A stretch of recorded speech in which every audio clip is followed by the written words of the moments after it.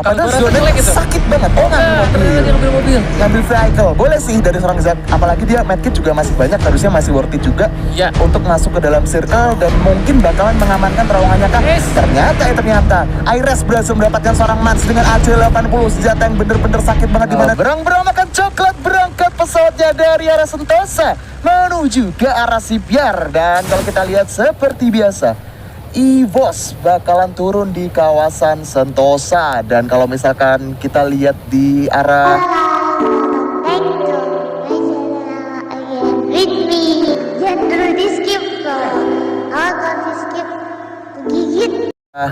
Pick udah ada 2 tim sekaligus. Ada Morp dan juga GGWP yang bakalan saling ketemu. Dimana kalau kita lihat sebenarnya di sini kayaknya udah bakalan terjadi pecah perang ya di antara Clock Tower, di mana tim dari Bigetron Beat bakalan bertarung dengan Tang City Esports. Coba ditembakin dengan kotak 60-nya. Dapatin 1 knockdown, tapi di sini dari seorang Accent Choi berhasil mendapatkan 1 knockdown, bahkan 2 dengan AN94 yang menyisakan seorang Tatsi di sini. Mencoba untuk memberikan satu make up, tapi sayang sekali Bigetron Beat harus tumbang di tangan dari Tang City Esports. Hati-hati, ada GRC yang bakalan join to fight menjadi third party. Oke, dan ini dia tadi ya, Tang City lagi-lagi ngamuk ya. Ini bukan sekedar nganu biasa ya. Ini predator, Bos. Predator ya. Jadi jangan main-main nih, ini predator nih. Bukan main. Waduh, dan kalau kita ngomongin tadi ketika mereka ketemu, ini sama-sama di grup C, man. Wow. Bigetron Beat itu ada di posisi 2. Jadi kalau misalnya BTR-nya udah langsung ditumbangin, ini sebenarnya Tang City secara poin di grup kecilnya agak sedikit tenang harusnya ya. Oke, by the way di sini ternyata masih ada GRC yang coba ngegodain tipis nih ke arah Tang City ya. Ada Lim di sana yang udah ngasih hit LDR ya dari jarak jauh nih. Sementara dari sini-sini kita lihat GRC lebih menarik mundur nih. Nah, kalau kita lihat sini, kalau kita ngomongin weapon lagi ya, ternyata di sini si Lim ini pakai Paraval ya. Yes, dia pakai spas juga ya. Dan kalau kita lihat tadi barusan sebenarnya Lim itu menculik 1 player dari Tang City Esports. Ya. Jadi dia posisinya jauh dari timnya. Ketika dia ada di tower, menunggu momen yang cukup tepat, dia melakukan tembakan. Dan menurut gue satu keputusan cukup banget dan wise banget ketika seorang Lim berhasil menculik 1 player. Dan dia langsung coba narik gitu aja sih. Kayak mau mereka harus cari poin gimana caranya, mikirin buat dapetin 20 poin paling nggak posisinya dari kecil tuh bakalan naik lebih tinggi. Oke, dan kita lihat di sini dari Pulau Sentosa sendiri cuman dihuni oleh EVOS ya. Bener nggak? Dan ini ada sedikit perubahan ya waktu di yang kemarin-kemarinnya kita lihat nih ada 2 tim yang turun bareng EVOS ya di Sentosa tuh, ya kan. Ternyata di sini dia sudah merubah rotasi dari Aura sendiri, dia ternyata ambil mil nih di sini sekarang ya. Nah, waktu itu kan bentrok tuh di awal ya. Betul. Pojokan Sentosa. Nah, kalau kita lihat dari GRC sendiri dia coba ambil di arah Pochinok di mana si Lim tadi coba mantau beberapa tim yang ada di Clock Tower ya kan.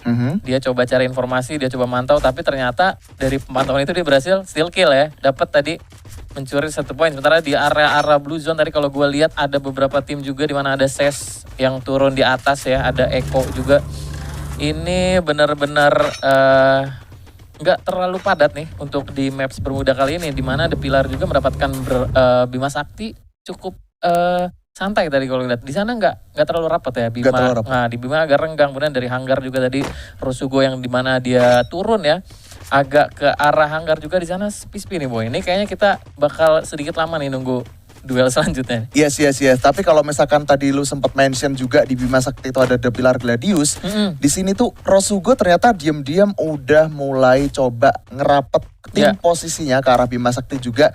Cuman kayaknya sih dari kedua tim nih belum notice juga keberadaan Rosugo ataupun keberadaan dari The Pillar Gladius sendiri. Dan kemungkinan besar sih Rosugo bisa aja dia rotasi ke arah Bima Sakti buat ketemu sama The Pillar. Atau mungkin dia ketika tahu ada 1 tim di Bima Sakti, dia bakalan berpindah ke arah Hanggar untuk mengamankan posisi. Karena memang secara posisi Rosugo juga sedang ada di posisi paling bawah untuk grup B-nya sendiri ya. Yes, dan benar banget ya, dia ini emang benar-benar harus save point untuk di match day ketiga ini ya. Gimana pun juga ini Rosugo harus mendongkrak ya kan perolehan poin mereka, di mana waktu match pertamanya mereka dia hanya mendapatkan 4 poin. Dan kita lihat sendiri di depan ada The Pillars yang notabene itu 1 grup ya kan. Betul. 1 grup, dan The Pillar juga lagi coba ngejar di posisi atas ya, karena memang mereka ada di posisi 3 gitu. Jadi ke arah EVOS sama Monochrome Orb itu nggak terlalu jauh lah. Jadi ini kalau bisa sih, kalau menurut gue ya dari day awal-awal ini emang buru-buru dikejar gitu kan. Betul. Jangan sampai nanti match day-nya keburu mau habis kan agak susah. Betul, jadi dikejar dari sekarang ya mumpung masih awal-awal juga. Dan kalau kita lihat di sini memang ke-12 tim bakal terjadi pertemuan kasih sayang antara Giant Esports dengan SES ya dari arah belakang nih Mas Arman.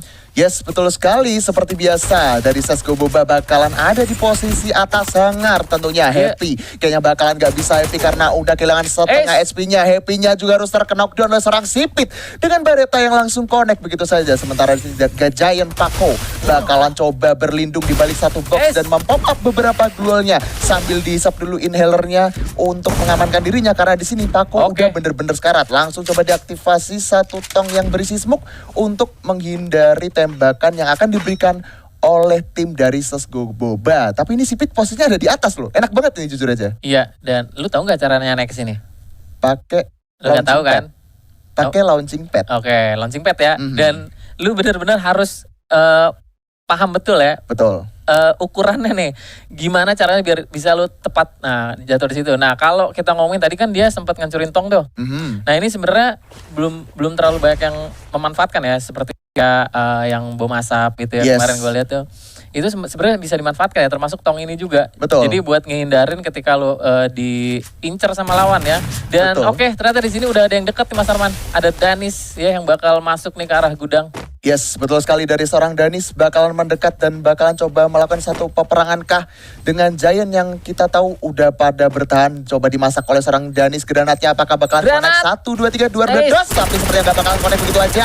Satu gol coba di pop up dari arah belakang. Sementara dari seorang Danis mencoba untuk menarik ulur posisinya terlebih dahulu. Karena jujur aja posisi Danis emang cukup berbahaya kalau misalkan dia berlawanan dengan satu double vector. Giant Paco berhasil mendapatkan seorang John. Johnnya terknockdown bakalan coba di backup oleh seorang John dan kawan-kawannya.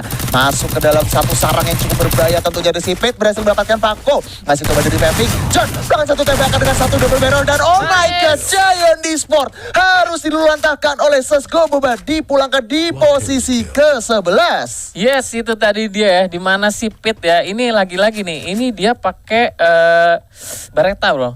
Yes, ya, Bareta. Yang kita tahu bahwa senjata ini itu bisa nembus glue wall ya kan.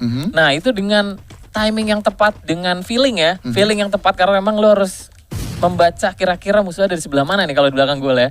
Ini kalau lihat tadi Sipit 3 orang berhasil dikembalikan ke lobby nih Mas Arman.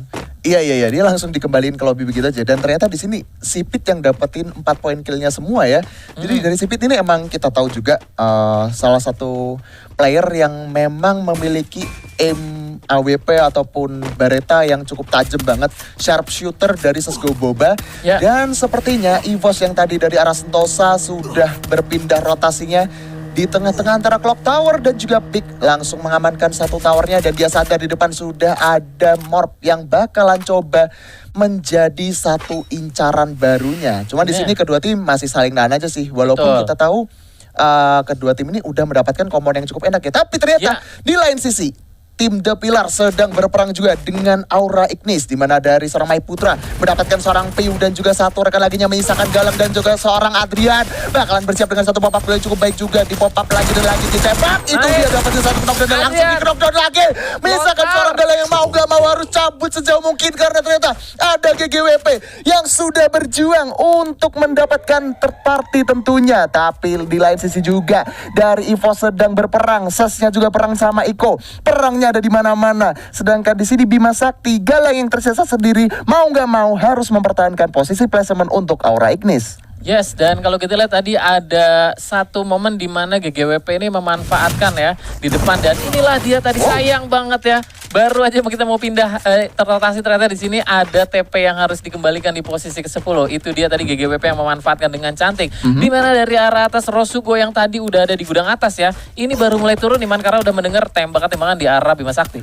Yes, tembakan demi tembakan pun dilepaskan oleh Rosugo dan kalau kita lihat di sini The Pillar berarti pulang ya di posisi ke-10 ya. Aduh, gue lihat di sini The Pillar belum maksimal untuk match pertama, nggak apa-apa, masih ada match selanjutnya karena di sini kita total ada 6 match ya. Kita bakal menyaksikan kira-kira permainan seperti apakah yang bakalan ditunjukkan oleh tim The Pillars nantinya ya. Soalnya biasanya kalau di match 1 Tusun itu udah hal yang wajar, kayak belum panas gitu kan. Siapa tahu The Pillars ini panasnya mulai dari match kedua atau match ketiga nanti ya, Jo. Yes, dan kalau kita lihat di sini ada Rosugo yang tadi mau turun ya. Ternyata mereka nggak jadi, Man. Dia malah narik lagi ya. Gue masih belum terlalu mengerti nih. Apakah memang itu adalah salah satu strategi dari Rosugo di mana mereka lebih memilih bermain safe ya? Betul. Karena memang dia posisinya paling bawah nih. Cuman gue rasa sayang banget sih ya. Tadi kalau dia nggak manfaatkan dengan baik pada saat ada beberapa tim yang lagi war ya kan, bisa steal kill juga. Tadi kayak GGWP ID ketika dia coba ganggu Aura yang tadi duel dengan TP ya. Dan ternyata memang benar ya, waktu satu lemparan launcher ya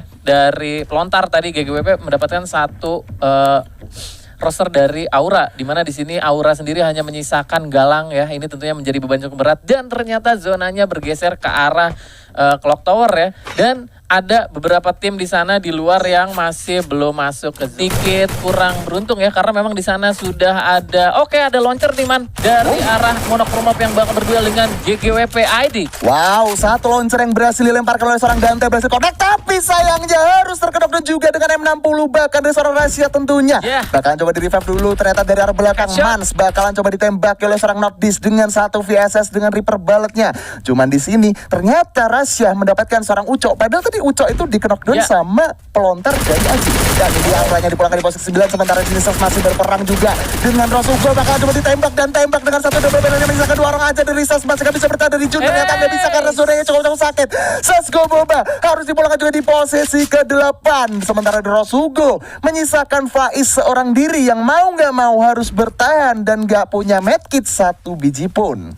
Dan dia harus mengikhlaskan seorang keong yang udah knockdown di luar zona ya. Dan karena gak mungkin lagi itu zona-zona kering udah gak bisa ditahan, Bos. Gak bisa, Bos. Gak bisa. Dan di sini ternyata udah mulai dirapetin lagi dari GGWP ID Sports yang bakal berduel. Belum duel ya. Di sana ada Monochrome dari Helens yang berhasil menumbangkan tadi ya. GGWP ID harus dikembalikan di posisi ke-7 dengan Grozanya nih, Man. Betul banget, GGWP-nya harus pulang karena posisinya emang ke sandwich abis-abisan. Sementara di sini EVOS dengan 2 poin killnya udah menyadari satu tim dari Morp yang bakalan coba ditembakin. Cuma di sini EVOS bakalan sedikit agak objektif masuk ke dalam circle, walaupun dia tahu di area Clock Tower itu udah ditungguin juga sama Iko Esports. Satu orang melakukan flanking cukup jauh. Gue nggak ngerti kenapa. Padahal zonanya sakit banget. Ngambil mobil. Ngambil vehicle. Boleh sih dari seorang Zack. Apalagi dia medkit juga masih banyak. Harusnya masih worth it juga untuk masuk ke dalam circle dan mungkin bakalan mengamankan terowongannya kah. Ternyata Aires berhasil mendapatkan seorang Mans dengan AC80, senjata yang bener-bener sakit banget, dimana dari seorang Dudes juga sedang berperang dengan Tang City. Tang City harusnya udah keculik beberapa playernya. Sementara di sini Dudes bakalan bersiap dengan satu baretanya ditembaki ke arah depan sana. Iko Esports bener-bener nguasain circle-nya. Apakah ini bakalan jadi buya untuk Iko Esports, dimana ternyata di sini Tang City juga harus tumbang di posisi ke-6. Sementara di seorang Koja bakalan melepaskan tembakan demi tembakan ke arah seorang Nordis dan langsung dipulangkan, ternyata enggak. Masih ada Dante dari seorang Aji pun kayaknya nggak bakalan memberikan killnya untuk Iko dan memilih untuk tereliminasi karena di sini Iko bener-bener get the circle tentunya. Masih berusaha melakukan satu meditasi dan menunggu circle-nya menyusul kembali karena di area belakang sudah ada tim EVOS Immortal yang bakalan coba dilemparkan cuma terlalu jauh. Dan India Monochrome harus dipulangkan juga di posisi ke-5 karena dia udah kejepit sama zona yang bener-bener pedesnya minta ampun. Dan lagi-lagi Eko Esports di sini mendapatkan satu circle terakhir ya. Dan dari arah sebelah kanan di sini masih ada 4 tim ya, di mana ada EVOS yang gak terlalu jauh ya. Di arah belakang nih ada Jujun yang coba masuk tadi, masih mencari lubang ya yang enak nih dimasukin. Dan sayang banget ternyata Eko Dots tadi dengan satu granat yang tepat langsung menjatuhkan EVOS ya. Satu roster begitu saja. Masih ada obstacle ya. Masih bisa dimanfaatkan. Masih dilempar lagi. Paris jatuh lagi Jujun. Betul sekali, ini dia grenade yang cukup mematikan dari seorang Dudes. Bakalan menunggu satu orang yang tersisa. Dudes berhasil mendapatkan seorang Jujun, di mana di sini satu player EVOS bakalan coba dikejar oleh Iko Esports. Ini apakah bakalan jadi buya untuk Iko Esports? Rosugo harus tumbang oleh seorang Kucai dan dipulangkan di posisi ke-4. Sementara di sini Ombak terkena grenade dari seorang Lim dengan cukup connect begitu saja. Di pop up dulu glownya bakalan berlindung di balik satu kompon, sementara Kucai bakalan memberikan tembakan demi tembakannya. Satu pop up glow yang cukup baik juga. Sementara Ombak lagi-lagi harus terkena dan itu dia lemparan grenade granatnya menyisakan seorang Dude sendirian. Apakah di sini masih bisa bertahan dengan kesendiriannya? Granat coba dilemparkan, coba dimasak dulu, dilempar lagi ke arah depan. Tapi di sisi lain ternyata Dude mau gak mau harus memecahkan beberapa glue yang udah di pop up untuk melakukan satu perlawanan terhadap GRC. Coba ditembak, tapi di sini terprok dan Iko Esports ternyata harus tumbang di posisi ketiga. GRC masih ada Iris dan juga Dexter yang bakalan melakukan satu reviving, dan akhirnya di sini GRC utuh dengan 4 orangnya. Berarti solo versus squad, EVOS atau GRC. Kita bakal menyaksikan di mana di sini udah bakalan bersiap melakukan satu ada seorang Zack, dan itu dia Booyah for GRC Esports di match pertama kali ini. Luar biasa ya, ini tadi GRC yang masuk dari arah sebelah kiri man. Itu bener-bener memanfaatkan timing ya, dimana sebenarnya tadi Eko Esports yang udah mendapatkan